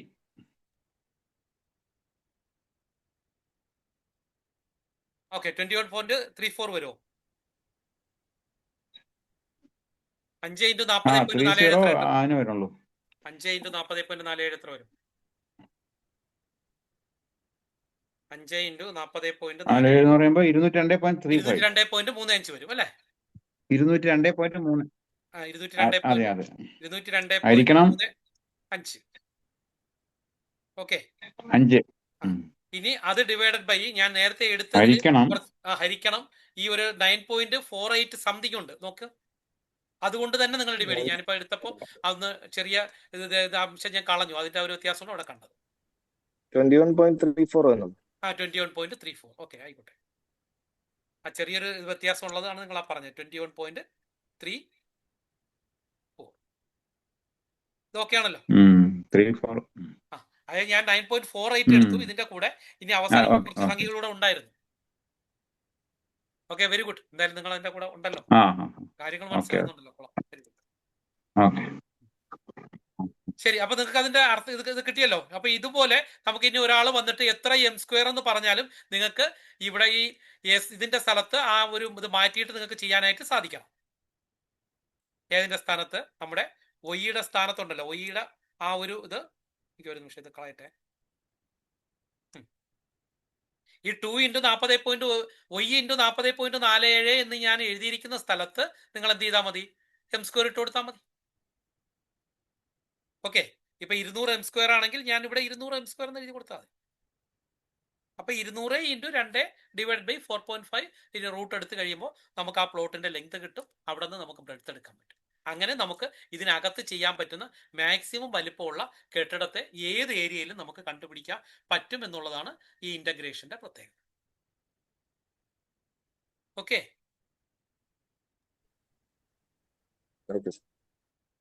അതൊക്കെ പറയാമോ? ഞാനിപ്പോ പറഞ്ഞ കാര്യങ്ങൾ എങ്ങനെയാണ് ഇത് കണ്ടുപിടിക്കേണ്ടത്?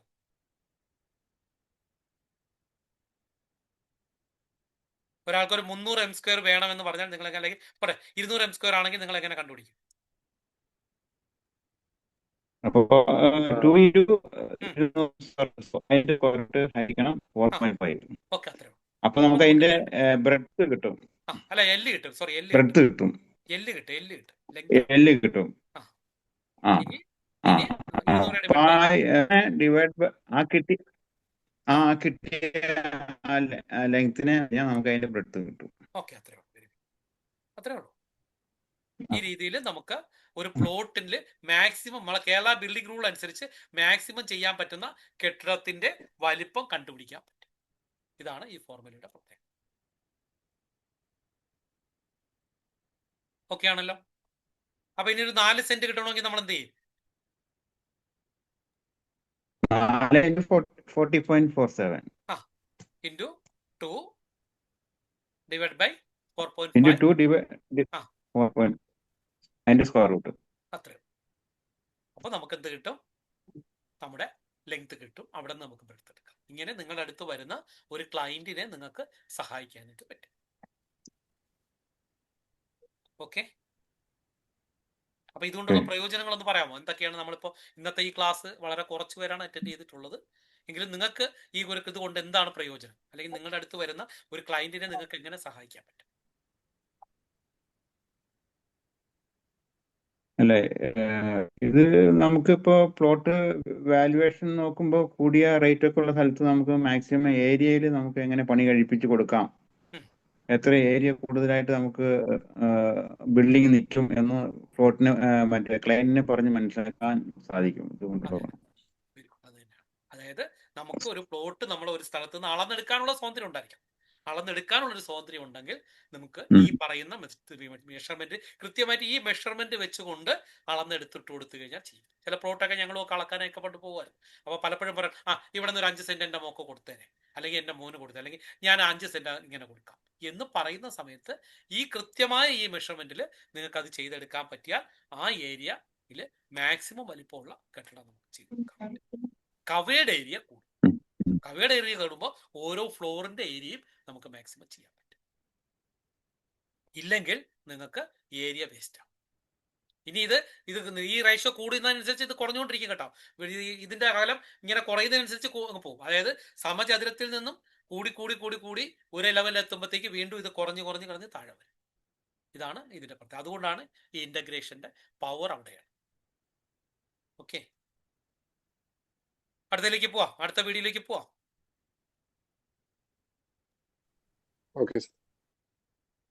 ശരിക്കും ഇങ്ങനെ ഒരു ക്ലാസ് വേണോ? എന്താണ് നിങ്ങളുടെ അഭിപ്രായം?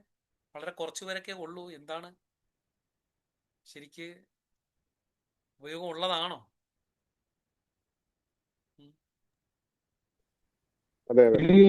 ബിൽഡിംഗ് പ്ലാൻ ഡിസൈൻ ചെയ്തിട്ട് ബിൽഡിംഗ് നടക്കുന്നതായിരിക്കും കുറച്ചുകൂടെ നല്ലല്ലേ സാറേ? ഏതാ? നമ്മളൊരു അവർക്ക് വേണ്ടതായ ഒരു ബിൽഡിംഗ് പ്ലാൻ ചെയ്തിട്ട് ഇങ്ങനെ ഒരു പ്ലോട്ടിൽ കൊണ്ട് വെച്ചിട്ട് അളന്ന് കൊടുക്കുന്നതായിരിക്കും കുറച്ചുകൂടെ ഞാൻ പറഞ്ഞത് നല്ലത്. അതല്ല, അങ്ങനെയും നമുക്ക് എടുക്കാം. ഞാൻ പറഞ്ഞത് അവിടെയല്ല. ഞാനിപ്പോ ഈ പറഞ്ഞതെന്ന് വെച്ച് കഴിഞ്ഞാൽ ഈ ഏരിയ ഇപ്പൊ ഒരു ഷോപ്പോ അങ്ങനെ എന്തെങ്കിലുമൊക്കെ നമ്മൾ ചെയ്യുന്ന സമയത്ത് നമുക്ക് മാക്സിമം ഏരിയ കിട്ടുന്നത് ഈ മെഷർമെന്റ് ആണെന്ന് അറിഞ്ഞിട്ട് അതനുസരിച്ച് നമ്മൾ പ്ലാൻ നോക്കണം. അകത്ത് നിർത്തി പ്ലാൻ ചെയ്യാൻ പറ്റണം. നമ്മളിപ്പോ 5 സെന്റ് വസ്തുവാണ് പറഞ്ഞത്. 5 സെന്റ് വസ്തു കിട്ടി. ആ വസ്തുവിൽ നിന്ന് നമുക്ക് പ്ലാനിന്റെ അളവ് കിട്ടി. ആ പ്ലാൻ വെച്ചിട്ട് നമുക്ക് എന്ത് ചെയ്യാൻ പറ്റണം? അതിനകത്ത് നിർത്തി പ്ലാൻ വരയ്ക്കാനായിട്ടുള്ള കഴിവ് നിങ്ങൾക്കുണ്ടെങ്കിൽ ആ പ്ലോട്ട് നിങ്ങളായിരിക്കും അവിടുത്തെ ടോപ്പ്. ഓക്കെ, അത് ചെറിയ ക്വാണ്ടിറ്റി അല്ല. 300 m² ആണ് പറഞ്ഞത് ഒരു ഫ്ലോറില്. അപ്പൊ 3 ഫ്ലോർ കൂടെ ആകുമ്പോ 900 സ്ക്വയർ ഫീറ്റ് ആയി. ഈ 900 സ്ക്വയർ ഫീറ്റ് വരുമ്പോ അത്രയും റെന്റ് ഇവർക്ക് കിട്ടിക്കഴിഞ്ഞു. അതിന്റെ മുകളിൽ ഷീറ്റ് കൂടെ ആണെങ്കിൽ 1200 സ്ക്വയർ ഫീറ്റ് ആയി. ഒരു ഫ്ലോറിന്റെ പൈസയാണ് ഇവർക്ക് എക്സ്ട്രാ കിട്ടുന്നത്. അത്രയ്ക്ക് പവർഫുൾ ആണ് ഇത്. അപ്പൊ അതിനകത്ത് നിർത്തിയിട്ട് നിങ്ങൾക്ക് നോക്കണം. അവിടെ നമ്മൾ കണക്കൊന്നും നോക്കരുത്. നമ്മുടെ അവിടെ ഇത്രയും ലക്ഷം രൂപ വിലയുള്ളതാണ്. അവിടെ നിങ്ങൾ അത് കറക്റ്റ് ചെയ്ത് കൊടുക്കാം. ഓക്കെ, അപ്പൊ നമ്മളിപ്പോ ഇവിടെ നിന്ന് പഠിച്ചത് ഒരു പ്ലോട്ടിനകത്ത് നിൽക്കുന്ന കെട്ടിടത്തിന്റെ വലിപ്പം നിശ്ചയിക്കുന്നത് എല്ലും ബിയും തമ്മിലുള്ള റേഷ്യോ ആണ്. ഇതാണ് നിങ്ങൾ പഠിച്ചിരിക്കേണ്ടത്. ഓക്കെ, ശരി, നമുക്ക് അടുത്തത് നോക്കാം.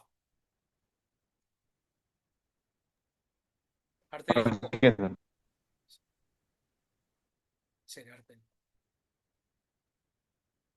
നിങ്ങൾ പറഞ്ഞില്ല, 1-2 പേര് വേണമെന്ന് പറയുന്നുണ്ട്. ഞാൻ എങ്ങനെ എൻ്റെ ആവശ്യമുണ്ടോ ഇല്ലയെന്ന് കൂടെ ഒന്ന് അറിയണം. 2 പേര് പറഞ്ഞു വേണമെന്ന്. ബാക്കിയുള്ളവർക്ക് എന്ത് പറയുന്നു?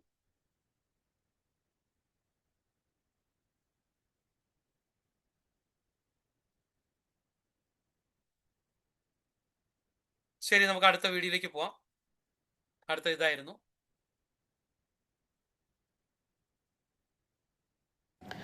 എൻ്റെ ഒരു സ്റ്റാഫ് കഴിഞ്ഞ ദിവസം ഒരു 3 സെന്റ് വസ്തു വാങ്ങുവാൻ പോവുകയുണ്ടായി.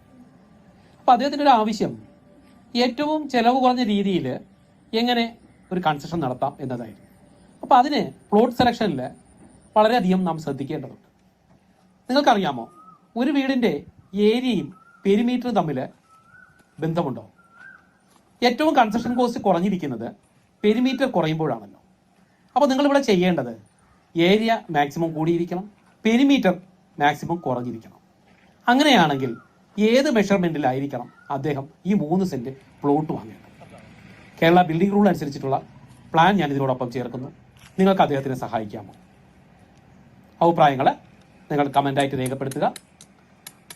ശരിയായ ഉത്തരം നൽകുന്നവർക്ക് ക്യാഷ് പ്രൈസ് നൽകുന്നതായിരിക്കും. Thank you. ഓക്കെ, അപ്പൊ ഇതായിരുന്നു നമ്മുടെ പ്ലോട്ടിന്റെ 3 സെന്റ് പ്ലോട്ട്. അപ്പൊ ഞാൻ നേരത്തെ പറഞ്ഞതിൽ നിന്ന് ഞാൻ വേറെ വിപരീതമായിട്ടാണ് ഇപ്പൊ ഇവിടെ പറയുന്നത്. അതായത് നേരത്തെ ഞാൻ പറഞ്ഞു, നിങ്ങൾ ഒരു പ്ലോട്ട് വാങ്ങുന്നത് മാക്സിമം ഏരിയ കിട്ടാൻ വേണ്ടിയിട്ടാണ് എന്ന് പറഞ്ഞു. പക്ഷെ ഞാൻ പറയുന്നത്, നമ്മളെ ഏറ്റവും ആൾക്കാർ നമ്മളെ സമീപിക്കുന്നത് അയാളുടെ കയ്യിൽ പ്ലോട്ട് ഉണ്ടാവും, പക്ഷേ ആ പ്ലോട്ടിനകത്ത് ഏറ്റവും ചെലവ് കുറഞ്ഞ് വീടുണ്ടാക്കണം. അപ്പൊ ചെലവ് കുറഞ്ഞ വീട് ഉണ്ടാക്കണമെങ്കിൽ എന്താണ് നമ്മൾ ചെയ്യുക? അപ്പൊ ഇവിടെയാണ് നമ്മളൊരു സിമ്പിൾ കാര്യം നമ്മൾ അറിയേണ്ടത്. എനിക്ക് 16 m² ഉള്ള ഒരു വീട് ഞാൻ ചെയ്യാൻ പോവുകയാണ്. അപ്പോൾ എൻ്റെ ഇത് 4 ഇത് 4 ആയിരിക്കും. അപ്പോൾ 16 m² ഉള്ള ഒരു വീടാണ് ഞാൻ ചെയ്യുന്നത്. ഓക്കെ, അപ്പോൾ ഇതിൻ്റെ പെരിമീറ്റർ എത്ര വരും? എത്ര വാള് കെട്ടണം? 4 4 4 4. അപ്പോൾ വരുന്ന 16 മീറ്റർ വാള് കെട്ടണം. എനിക്ക് 1 മീറ്റർ വാള് കെട്ടാനായിട്ട് ഇന്ന് ഏതാണ്ട്, അതായത് എർത്ത് വർക്ക് എക്സ്കവേഷൻ, അതിൻ്റെ PCC റബിൾ വർക്ക്, അതിൻ്റെ ബെൽറ്റ്, അതിൻ്റെ ബ്രിക്ക് വർക്ക്, അതിൻ്റെ ലിൻഡല്, സൺഷെയ്ഡ്, അതുപോലെ അതിൻ്റെ ഇലക്ട്രിക്കൽ, പ്ലംബിങ്, അതിൻ്റെ വൈറ്റ് വാഷിംഗ്, പേര്, അങ്ങനെ എല്ലാം കൂടി കഴിഞ്ഞ് കഴിയുമ്പോൾ ഏതാണ്ട് 20,000 രൂപയാകും. അപ്പോൾ ടോട്ടൽ എനിക്ക് വരുന്നത് 16 × 2 വരുമ്പോഴത്തേക്ക് ഏതാണ്ട് 3,20,000 രൂപയാകും എനിക്ക് ഈ ഒരു ബിൽഡിങ് ചെയ്തു തീർക്കാൻ.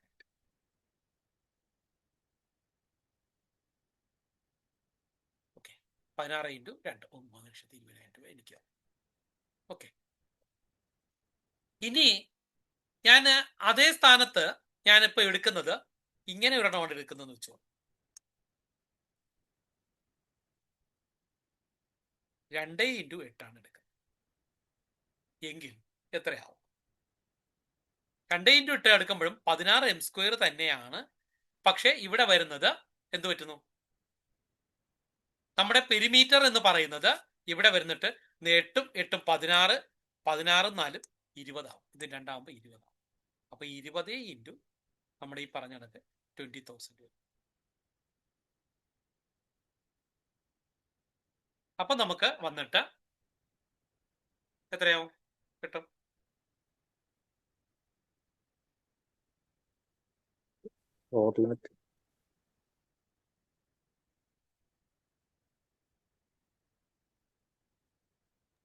എത്ര വരും? 4 ലക്ഷം. 4 ലക്ഷം രൂപ അല്ലേ? അതെ സാർ, അതെ. അപ്പൊ ഇവിടെ നിങ്ങൾക്ക് എന്ത് മനസ്സിലായി? ഇതിൽ നിന്ന് നിങ്ങൾക്ക് എന്ത് മനസ്സിലായി? പെരിമീറ്റർ കുറഞ്ഞാൽ കൺസ്ട്രക്ഷൻ കോസ്റ്റ് കുറയും സെയിം ഏരിയക്ക്. എന്ന് വെച്ചാൽ ഒരു വീടിന്റെ എസ്റ്റിമേറ്റ് നിശ്ചയിക്കുന്നത് അതിന്റെ എല്ലും ബിയും തമ്മിലുള്ള അനുപാതമാണ്. ഇവിടെ എത്ര രൂപയുടെ വ്യത്യാസം വന്നേ? ഒരു റൂം കെട്ടുമ്പോൾ തന്നെ എത്ര രൂപയുടെ വ്യത്യാസം വന്നു? 80,000.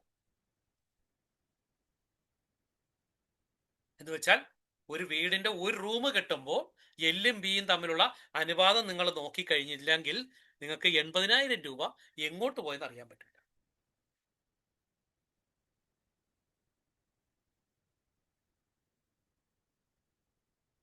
ഓക്കെയാണോ?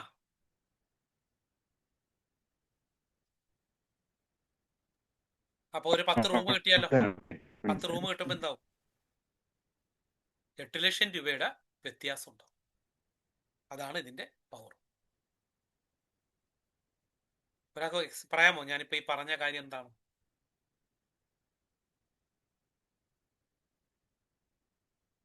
ഒരാളൊന്ന് പറയും.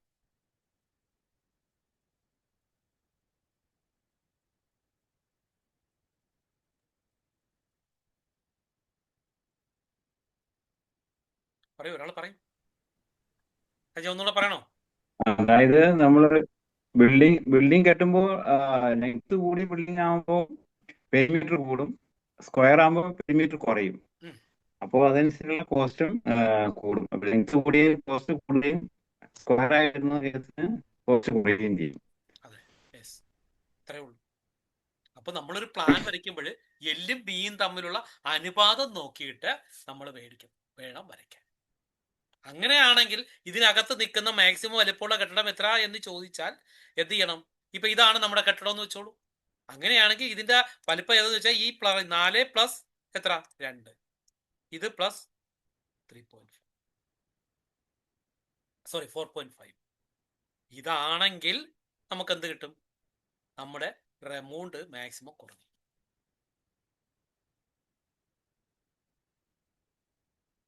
അല്ലേ? ശരിയല്ലേ? അങ്ങനെയാണെങ്കിൽ ബിൽഡിംഗ് കൺസ്ട്രക്ഷൻ കോസ്റ്റ് കുറഞ്ഞിരിക്കും. Yes or no? അപ്പൊ എന്റെ പ്ലോട്ടിന്റെ അളവ് എത്രയായിരിക്കണം? 6 മീറ്റർ വീതിയും 8.5 മീറ്റർ വീതിയുമാണെങ്കിൽ എന്റെ ലെങ്ത് ബ്രെഡ്ത്തും ആണെങ്കിൽ എന്റെ പ്ലോട്ടിൽ കറക്റ്റ് ആയിട്ട് എനിക്ക് മാക്സിമം വലിപ്പമുള്ള കെട്ടിടം അവിടെ ചെയ്യാൻ പറ്റും. ഇത്രേ ഉള്ളൂ. എന്റെ പ്ലോട്ടിന്റെ അളവ് ഇവിടെ എത്രയായിരിക്കണം? 6 മീറ്റർ ആയിരിക്കണം. ഇത് എത്രയായിരിക്കണം? 8.45 ആയിരിക്കും.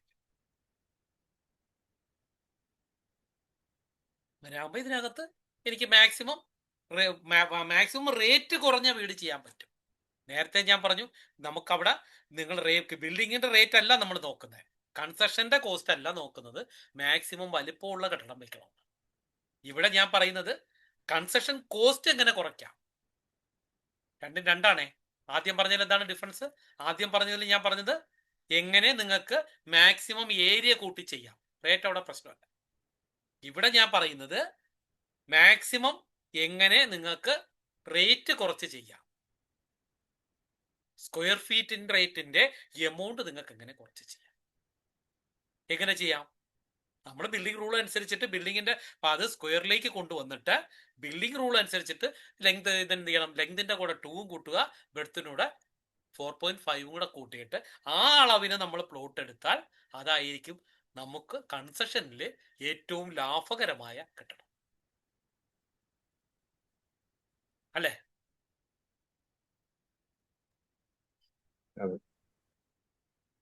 ക്ലിയർ ആയോ? അപ്പൊ ചുരുക്കി പറഞ്ഞാല് കെട്ടിടത്തിന്റെ കോസ്റ്റ് നിശ്ചയിക്കുന്നത് എല്ലും ബിയും തമ്മിലുള്ള റേഷ്യോ ആണ്.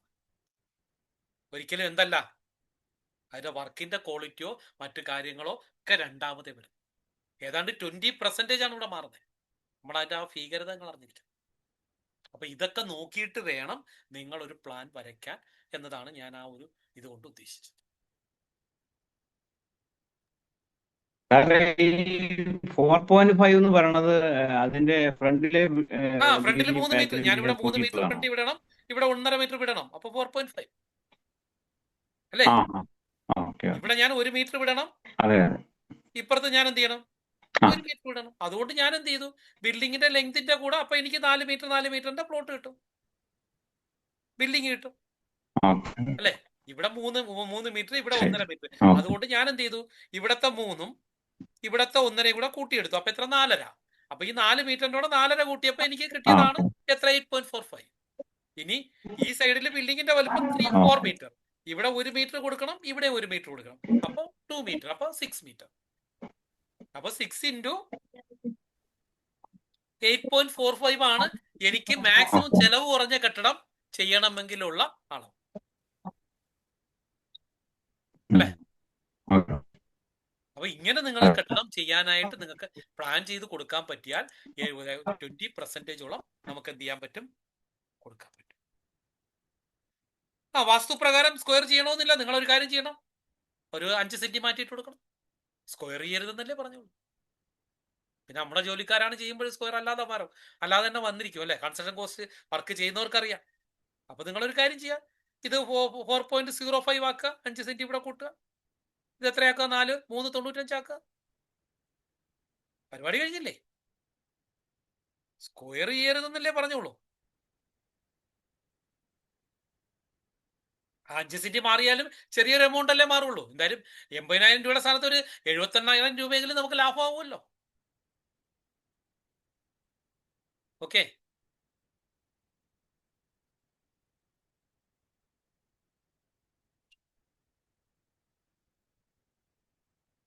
മെർലിൻ തന്നെയാണ്. എനിക്ക് മനസ്സിലായി, ക്വസ്റ്റ്യൻ കേട്ടപ്പോഴേ മനസ്സിലായി മെർലിൻ ആയിരിക്കും.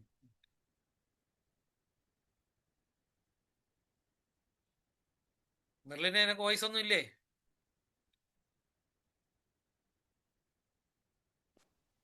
ഉണ്ട് സർ, നെറ്റ്വർക്കിന് എന്തോ ഉണ്ടെന്ന് തോന്നിയതാ ഞാൻ പിന്നെ കട്ട് ചെയ്ത് വെച്ചത് വോയിസ്. ക്വസ്റ്റ്യൻ കേട്ടപ്പോഴേ മെർലിൻ അല്ലാതെ വേറെ ആൾ ഈ ക്വസ്റ്റ്യൻ ചോദിക്കില്ല. ശരി, ഓക്കെ.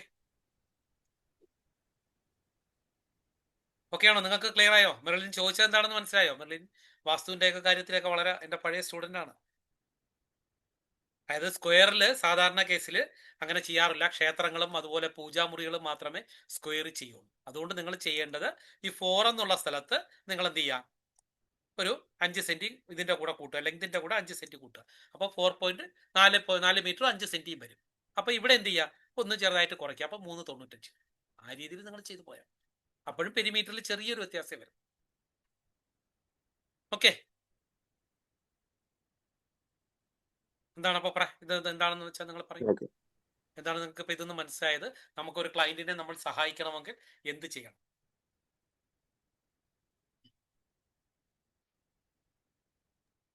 ദീർഘചതുരത്തിൽ ഇപ്പൊ നമ്മൾ വീട് വെക്കുകയാണെങ്കിൽ തന്നെ നമുക്കല്ലേ നഷ്ടം ഉണ്ടാവുള്ളൂ. ക്ലയന്റിനെ സംബന്ധിച്ച് ക്ലയന്റിന് നഷ്ടം ഉണ്ടാവില്ലല്ലോ, കോൺട്രാക്ടർക്കല്ലേ നഷ്ടം ഉണ്ടാവും. അത് കോൺട്രാക്ടർ വെറുതെ വീട്ടിൽ നിന്ന് പൈസ എടുത്തോണ്ടൊന്നും ചെയ്യുമോ മെർലിനെ? ഇല്ല, പക്ഷെ ശരിക്കുള്ള ഒരു കോൺട്രാക്ടർക്ക് നമ്മളൊരു സൈറ്റിന് എസ്റ്റിമേറ്റ് എടുത്തല്ലേ. അതാണ് ഞാൻ നിങ്ങൾ മനസ്സിലാക്കേണ്ടത്. ഒരു സ്ക്വയർ ഫീറ്റ് റേറ്റ് അല്ല എടുക്കുന്ന കോൺട്രാക്ടേഴ്സ് എല്ലാം നഷ്ടത്തിലാകുന്നുണ്ട്. ഈ വർക്ക് ഒരുത്തം വന്നിട്ട് സ്ക്വയർ ഫീറ്റ് റേറ്റിന് എടുത്താൽ ഈ വർക്കാണ് എടുക്കുന്നെങ്കിൽ അവൻ നഷ്ടപ്പെട്ടു പോകും. അവന് 80,000 രൂപ എങ്ങോട്ട് പോയെന്ന് അറിയില്ല മെർലിൻ. അതേ സമയത്ത് ഈ വർക്കാണ് എടുക്കുന്നുണ്ടെങ്കിൽ ഈ വർക്ക് എടുത്ത റേറ്റ് വെച്ചിട്ട് ഈ വർക്ക് വന്ന് എടുത്താൽ അവന് നഷ്ടക്കച്ചവടമാണ്.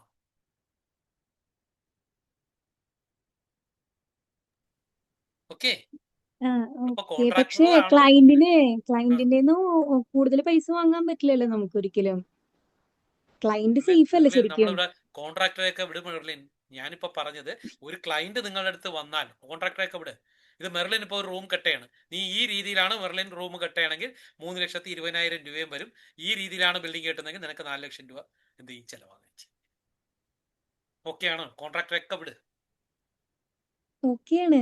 അല്ല, ക്ലയന്റിന് ശരിക്കും നഷ്ടവും ലാഭവും ഇല്ലല്ലോ. ഇപ്പൊ കൊടുക്കണ എമൗണ്ട് ഇപ്പൊ സ്ക്വയർ ഫീറ്റ് ഞാനൊരു റേറ്റ് സ്ക്വയർ പറഞ്ഞെങ്കിൽ ഫീറ്റ് വിട്. ഇതാദ്യം പറയും. ഏതെങ്കിലും അത് മണ്ടന്മാര് വന്ന് അങ്ങനെ എടുക്കുന്നു എന്ന് പറഞ്ഞിട്ട് ഞങ്ങളെപ്പോലുള്ളവരൊന്നും എസ്റ്റിമേറ്റ് എടുക്കാതെ വന്ന് ചെയ്യത്തില്ല. എസ്റ്റിമേറ്റ് എടുക്കുമ്പോഴത്തേക്ക് പെരിമീറ്റർ മാറില്ലേ? അങ്ങനെ മാറുമ്പോഴും നമുക്ക് ക്വാണ്ടിറ്റി കിട്ടൂലേ? കിട്ടും. അപ്പൊ അതുകൊണ്ട് ആ ഒരു കാര്യത്തിലേക്ക് നമ്മൾ പോകരുത്. നമുക്കിപ്പോ കുറച്ച് തക്കാളി വേണം, നമുക്ക് പോയിട്ട് ഒരു അമ്മൂമ്മ എടുത്ത് പോയിട്ട് കുറച്ച് തക്കാളി മേടിച്ചു, അത് ലാഭമല്ലേ, കടയിലേക്കാൾ ലാഭമല്ലേ എന്ന് പറഞ്ഞുകൊണ്ട് നമുക്ക് നടക്കാം. പക്ഷെ നല്ല അമ്മൂമ്മ അല്ലെങ്കിലോ, അതിന്റെ അടിയിൽ മൊത്തം ചീഞ്ഞതായിരിക്കും, വീട്ടിൽ കൊണ്ടുവരുമ്പോഴായിരിക്കും ചീഞ്ഞത് കിട്ടുന്നത്, അല്ലേ? അപ്പൊ അങ്ങനെയും സംഭവിക്കും. അതുകൊണ്ട് അങ്ങനെയുള്ള കച്ചവടക്കാരെ നമ്മൾ താരതമ്യം ചെയ്യരുത്. നമ്മളൊക്കെ എഞ്ചിനീയേഴ്സ് ആണ്. നമ്മളൊക്കെ എങ്ങനെയാണ് ആ പ്രോഫിറ്റ് വരുന്നതെന്നും ലോസ് വരുന്നതെന്നും വരിക, നമ്മൾ ചെയ്യേണ്ട ഇതും അവർക്ക് വേണ്ടിയിട്ടായിരിക്കണം നമ്മൾ ജോലി ചെയ്യേണ്ടത്. അപ്പൊ നമ്മളൊരു എസ്റ്റിമേറ്റ് എടുത്തിട്ടാണ് എപ്പോഴും വർക്ക് ചെയ്യേണ്ടത്. അങ്ങനെ എസ്റ്റിമേറ്റ് എടുത്തിട്ട് വർക്ക് ചെയ്യുമ്പോൾ ഈ ക്വാണ്ടിറ്റി വരികയും ആ ക്വാണ്ടിറ്റിക്ക് അനുസരിച്ച് ഇപ്പൊ ഇവിടെ ഞാൻ എസ്റ്റിമേറ്റാ പഠിപ്പിച്ചത്. 20 മീറ്റർ ആണ് നിങ്ങളുടെ പെരിമീറ്റർ. ഈ 20,000 എന്ന് പറയുന്നത് നിങ്ങൾ ഒരു മീറ്ററിന്റെ എർത്ത് വർക്ക് എക്സ്കവേഷനും അതിന്റെ PCCയും അതിന്റെ റബിൾ വർക്കും അതിന്റെ ബെൽറ്റും അതിന്റെ കട്ടകെട്ടും പ്ലാസ്റ്ററിങ്ങും ലിൻഡലും സൺഷെയ്ഡും അതിന്റെ പെയിന്റിങ് ഉൾപ്പെടെ വരുമ്പോൾ ഒരു മീറ്ററിന് 20,000 രൂപ ചെലവായിരിക്കും. അപ്പൊ ഇതൊരു എസ്റ്റിമേറ്റാ, ഇതൊരു ക്വാണ്ടിറ്റിയാണ്. നിങ്ങൾ എക്സെല്ലിൽ ചെയ്യുന്ന ക്വാണ്ടിറ്റിയാണ് നിങ്ങൾ ഇവിടുന്ന് പഠിച്ചേക്കുന്നത്. ആ ക്വാണ്ടിറ്റി എന്ത് ചെയ്യുന്നു വെച്ചിട്ടാണ് ഞാൻ ഈ പറഞ്ഞത്, അല്ലാതെ എന്തല്ല സ്ക്വയർ ഫീറ്റ് റേറ്റ് അല്ല. അപ്പൊ നിങ്ങൾ ചെയ്താലും ഈ എസ്റ്റിമേറ്റ് എടുക്കുകയാണെങ്കിൽ ഇത് തന്നെ വരും. ഈ വീടിന് 3,20,000 രൂപ വരും, ഇതിന് 4 ലക്ഷം രൂപ വരും. ഇതിന്റെ കൂടെ റൂഫിന്റെ ഏരിയ മാത്രമാണ് കുറയുകയോ കൂടുകയോ ചെയ്യും. അത് ഞാനിവിടെ കൺസിഡർ ചെയ്തിട്ടില്ല. റൂഫിന്റെ ഏരിയ ഇവിടെ കൂടുന്നത് രണ്ടിടത്തും ഒരേ കണക്ക് തന്നെ വരും. അപ്പോഴും ഇവിടുത്തെ റൂഫിന്റെ ഏരിയ സെയിം ആയിരിക്കും. അതിനെല്ലാം 16 സ്ക്വയർ ആണല്ലോ, അതുകൊണ്ട് റൂഫിന്റെ ഏരിയ സെയിം ആയിരിക്കും. അപ്പോഴും 80,000 രൂപ തന്നെ വ്യത്യാസം വരും. ഓക്കെ, പക്ഷെ ഓക്കെ. സൺഷെയ്ഡിന്റെ ലെങ്ത് ഇവിടെ കൂടുതലായിരിക്കും. ആയിരിക്കും. ലിൻഡലിന്റെ ലെങ്ത് ഇവിടെ കൂടുതലായിരിക്കും. ഉം. അതെല്ലാം കൂടെ ഞാൻ പരിഗണിച്ചിട്ടാണ് ഈ 20,000 രൂപ പറഞ്ഞത് 1 മീറ്റർ.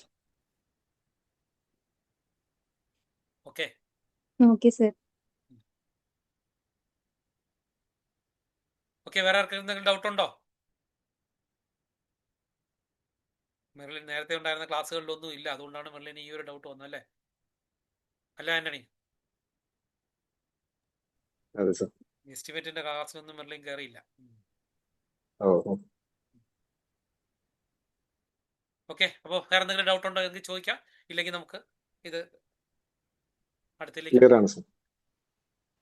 ബാക്കിയുള്ള 1-2 പേരുടെ ടൈപ്പ് ചെയ്യും. ഞാൻ ഈ പറയുന്നത് വളരെ വലിയ കാര്യങ്ങളാണ്, ഇതുവരെ ആരും പറയാത്ത, നിങ്ങളെപ്പോലുള്ളവർക്ക് പറഞ്ഞു തരാത്ത ഒരു കാര്യമാണ് ഞാൻ ഈ പറയുന്നത്. അതുകൊണ്ട് നിങ്ങൾക്ക് ഇത് വ്യക്തമായിട്ട് മനസ്സിലായില്ലെങ്കിൽ മെർലിനെ പോലെ ചോദിക്കാം കേട്ടോ. ആർക്കെങ്കിലും ഉണ്ടെങ്കിൽ ചോദിക്കാം, ഞാൻ ഒന്നുകൂടെ വേണമെങ്കിൽ 1-2 പ്രാവശ്യം കൂടെ വേണമെങ്കിൽ നിങ്ങൾക്ക് റിപ്പീറ്റ് ചെയ്ത് തരാം. ഇതൊക്കെ നിങ്ങൾ ചെയ്താൽ മാത്രമേ നമ്മൾ ശരിക്ക് എഞ്ചിനീയേഴ്സ് ആയിട്ട് ഇത് കണക്ക് ഒരുപാട് മാത്സും ഒക്കെ നമ്മളെ പഠിപ്പിക്കുന്നത് ഇതിനു വേണ്ടിയിട്ടായിരുന്നു. ഇത് ക്വാഡ്രാറ്റിക് ഇക്വേഷൻ വെച്ചിട്ട് നമുക്കിത് ചെയ്യാം കേട്ടോ. അതെനിക്ക് തോന്നുന്നു നിങ്ങൾ +2 പഠിക്കുന്നതാണ് ക്വാഡ്രാറ്റിക് ഇക്വേഷൻ. അത് വെച്ചിട്ടാണ് ഇത് കണ്ടുപിടിക്കേണ്ടത്. ഇവിടെ നിങ്ങൾക്ക് അല്ലാതെ ബിൽഡിങ്ങിന്റെ സ്ക്വയർ ആക്കി എടുത്തുകൊണ്ട് നിങ്ങൾക്ക് LMB ഇട്ടുകൊണ്ട് നിങ്ങൾക്ക് ചെയ്തെടുക്കാം. അല്ലെങ്കിൽ വസ്തുവിന്റെ അളവും ഇതിൻ്റെതും ക്വാഡ്രാറ്റിക് ഇക്വേഷൻ വെച്ച് നിങ്ങൾക്ക് ചെയ്യാം.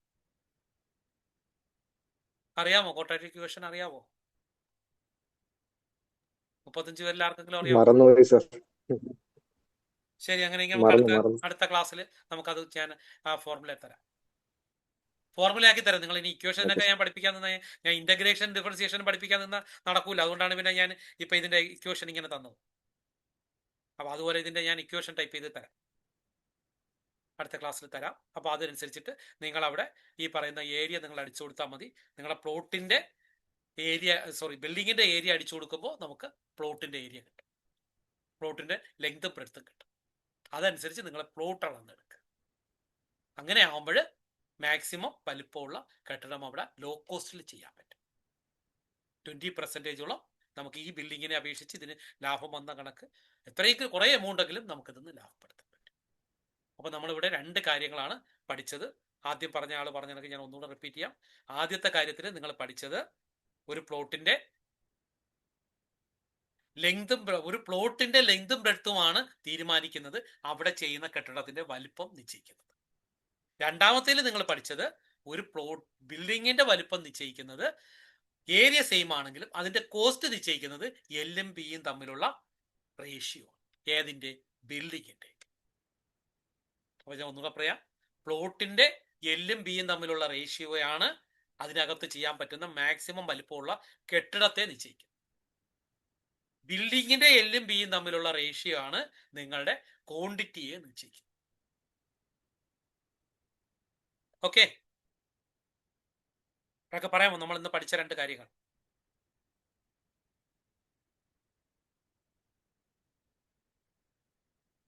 ഇപ്പൊ ഞാൻ പറഞ്ഞതൊന്ന് റിപ്പീറ്റ് ചെയ്താൽ മതി.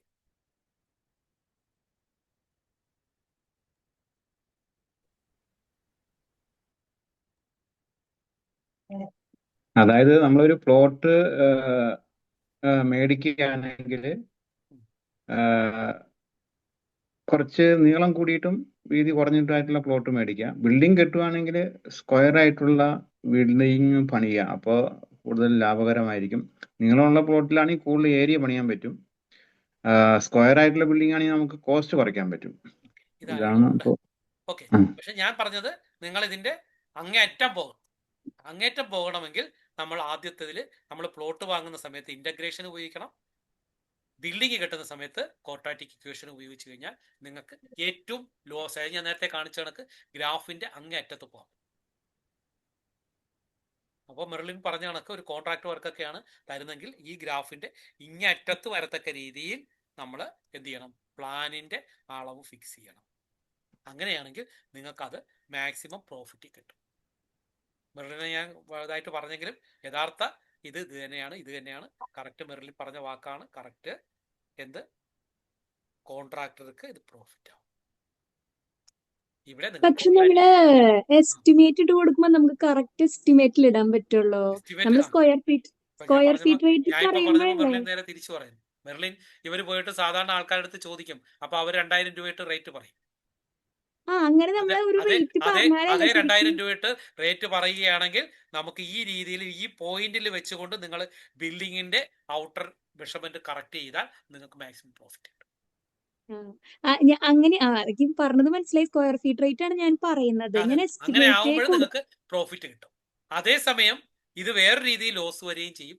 ബില്ല് തയ്യാറാക്കുന്ന സമയത്ത് നിങ്ങൾക്ക് കോസ്റ്റിംഗ് ആണെങ്കിൽ എന്ന് വെച്ചാൽ ബില്ല് തയ്യാറാക്കി കൊടുക്കുന്നതാണെങ്കിൽ ഇതെന്ത് ചെയ്യും, നിങ്ങൾ പറയുന്ന ആ എമൗണ്ട് കിട്ടാതെയും വരും.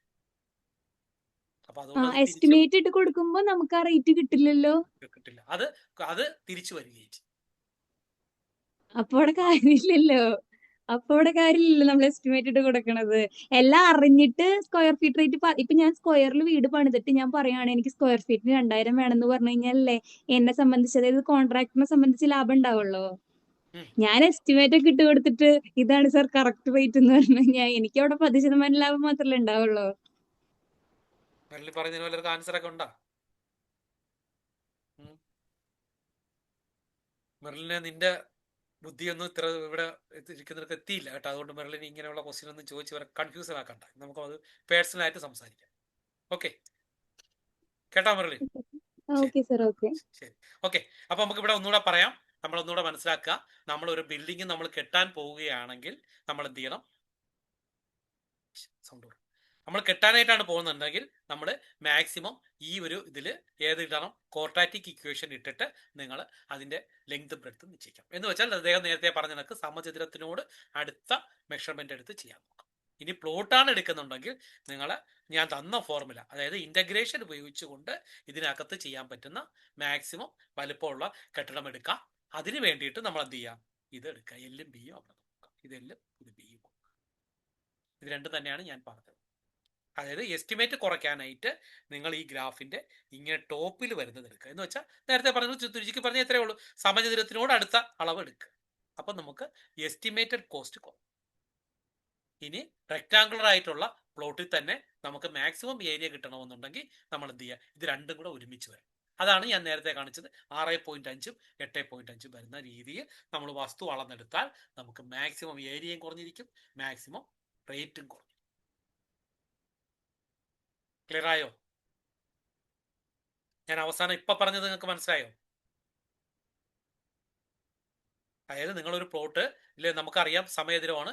അപ്പോൾ 6.5ഉം ഈ ലെങ്ത് എന്ന് പറയുന്നത് ഞാൻ 6.6 മീറ്ററും ഇതെന്ന് പറയുന്നത് എത്രയാണ്? 8.5 എടുത്താലാണ് എനിക്ക് ഈ മാക്സിമം വലിപ്പവും മാക്സിമം ഏരിയ കുറച്ചുമുള്ള കെട്ടിടം എനിക്കിവിടെ കിട്ടും. ഇത് 6 മീറ്റർ. ക്ലിയർ ആണോ? 6 മീറ്ററും 8.45 മീറ്റർ വലിപ്പമുള്ള ഒരു വസ്തു ഞാൻ വാങ്ങുകയും അതിനകത്ത് 4x4 മീറ്ററിൽ വീട് വെക്കുകയും ചെയ്താൽ ആ പ്ലോട്ടിന് മുടക്കുന്ന കാശ് ഏറ്റവും കുറവായിരിക്കും. ബിൽഡിംഗ് വെക്കാനായിട്ട് എനിക്ക് ആകുന്ന പൈസയും കുറവായിരിക്കും. ഞാൻ സ്വന്തമായിട്ട് ചെയ്യണം കേട്ടോ മെർലിൻ. Okay sir. ഓക്കെ ആണോ? ഇപ്പൊ പറഞ്ഞതൊന്നും ഒരാൾ പറയും, അത് മനസ്സിലായെങ്കിൽ നിങ്ങൾക്ക് എല്ലാം മനസ്സിലായി. ഒരാൾക്ക് ഏറ്റവും ചെലവ് കുറവ്, ഏറ്റവും ചെറിയ ഏരിയയിൽ ഏറ്റവും വലിയ കെട്ടിടം കെട്ടുകയും വേണം, അതിന് ഏറ്റവും റേറ്റ് കുറയുകയും ചെയ്യും. അങ്ങനെയാണെങ്കിൽ ഈ 6 മീറ്ററും 8.45ഉം കിട്ടിയത് എങ്ങനെയാണ്? അതിൽ ആദ്യം സ്ക്വയർ ആണ് വെക്കുന്നതെന്ന് കൺസിഡർ ചെയ്തിട്ട് പിന്നെ സെറ്റ് ബാക്ക് ആഡ് ചെയ്ത് കഴിഞ്ഞ് കഴിഞ്ഞാൽ കിട്ടും. ശരി, അത്രേ ഉള്ളൂ. വളരെ സിമ്പിൾ ആയിട്ട് പറഞ്ഞാൽ അത്രേ. ഒരാൾ കൂടെ പറയാവോ മെർലിൻ പറഞ്ഞത്?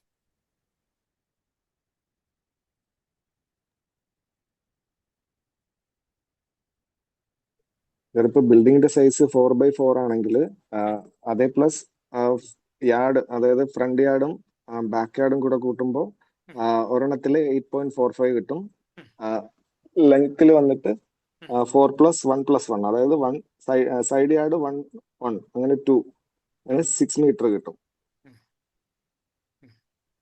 ശരി, വരും. അത്രേ ഉള്ളൂ. ശരി, ഞാൻ ബാക്കി 4 വീഡിയോ കൂടെ എടുക്കണമെന്നാണ് ഉദ്ദേശിച്ചത്. പക്ഷെ ഞാൻ പിന്നീട് തീരുമാനിച്ചു നിങ്ങൾക്ക് പഠിപ്പിക്കാൻ പറ്റുന്നത് നന്നായിട്ട് പഠിപ്പിക്കാമെന്ന് വിചാരിച്ചു. അതുപോലെ എത്ര പേർക്ക് ആവശ്യമുണ്ടെന്നും എനിക്കൊരു ഡൗട്ടായിരുന്നു. കാരണം ഞാൻ ആ വീഡിയോ ഇട്ടിട്ട് ആരും ഒന്നും കമന്റ് എഴുതിയില്ല.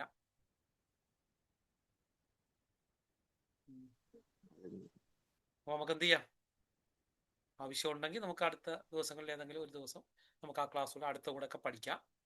അടുത്തത് ഞാൻ ചോദിച്ചിരുന്നത് അടുത്ത വീഡിയോസ് എന്ന് പറയുന്നത് ഇതായിരുന്നു. പക്ഷെ ഒരാൾ പോലും ആൻസർ പറയാത്ത ഒരു ക്വസ്റ്റ്യൻ ആയിരുന്നു ഇത്, അല്ലെ? ഒരാൾ പോലും കറക്റ്റ് ആൻസർ പറഞ്ഞിട്ടില്ല. ഞാൻ ഈ ഒരു വീഡിയോ ഇട്ടു. അപ്പോൾ അത് നമുക്ക് കുറച്ച് വിശദമായിട്ട് തന്നെ നിങ്ങൾക്ക് പഠിക്കണമെങ്കിൽ നമുക്കത് അടുത്ത ദിവസങ്ങളിൽ നമുക്ക് നോക്കാം. ഓക്കെ, അപ്പൊ ഇന്നിപ്പോ ഞാൻ പഠിപ്പിച്ച കാര്യങ്ങളൊക്കെ ആണല്ലോ. ഓക്കെയാണ് സർ. ശരി, നമുക്കപ്പോൾ നിർത്താം. നിങ്ങളൊരു കാര്യം ചെയ്യേണ്ടത് വേണം, അതില് നിങ്ങൾ ഇതിപ്പോ ഇന്ന് പഠിച്ച കാര്യങ്ങൾ നിങ്ങൾ അതിനകത്ത് കമന്റ് ആയിട്ടൊക്കെ എഴുതിയിടാൻ പറ്റുമെങ്കിൽ നിങ്ങൾ അത് ചെയ്യുക. കാരണം ഒരുപാട് പേർക്ക് പ്രയോജനം വരുന്ന ഒരു കാര്യമാണ് നിങ്ങൾക്കത് ചെയ്യുന്നത്. ഒപ്പം തന്നെ നിങ്ങൾക്കും അതിൽ നല്ല രീതിയിൽ പഠിക്കാനും പറ്റും. ഓക്കെ, എൻ്റെ കുട്ടികളുടെ അടുത്ത് ഞാൻ പറഞ്ഞിട്ടുണ്ടായിരുന്നു, നമ്മളിവിടെ എൻ്റെ ക്ലാസ്സിൽ ഇരിക്കുന്നവരുടെ അടുത്ത് ഞാൻ പറഞ്ഞിട്ടുണ്ടായിരുന്നു, അവരൊക്കെ ഇന്ന് തന്നെ അതിൻ്റെ കമൻ്റൊക്കെ എഴുതിയിടാൻ തുടങ്ങുക. അങ്ങനെ ചെയ്താൽ മാത്രമേ ഞാൻ ഇനിയിപ്പോൾ അടുത്ത ക്ലാസ് കണ്ടിന്യൂ ചെയ്യുന്നു. ചിലപ്പോഴൊക്കെ ഈ ഫ്രീ ആയിട്ട് കിട്ടുമ്പോൾ അതിനൊരു വിലയില്ലാതെ വരരുത്, അതുകൊണ്ടാണ് ഞാൻ ഈ പറഞ്ഞത്. Okay, thank you. Thank you sir.